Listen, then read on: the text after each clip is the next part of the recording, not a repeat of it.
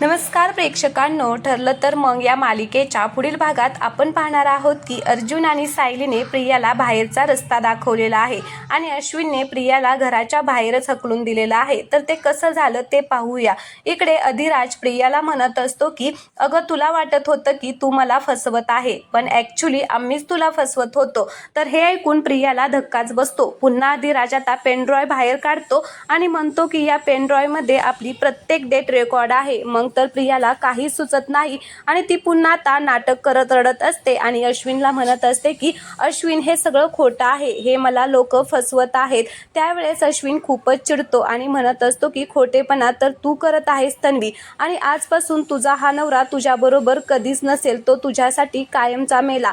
त्यावेळेस प्रियाला खूप मोठा धक्का येते बसतो. तर अर्जुन म्हणत असतो की प्रिया, तुला आता फक्त एका गुन्ह्याची शिक्षा मिळालेली आहे. आणि सायली म्हणत असते की आम्हाला तुला एका गावात ठार करायचंच नाही प्रिया, रोज तुझं एक एक सत्य, एक एक गुन्हा बाहेर काढायचा आहे. आणि हे ऐकून प्रियाला आता धक्काच बसतो. प्रियाला आता घराच्या बाहेर हकलून दिलेलं आहे.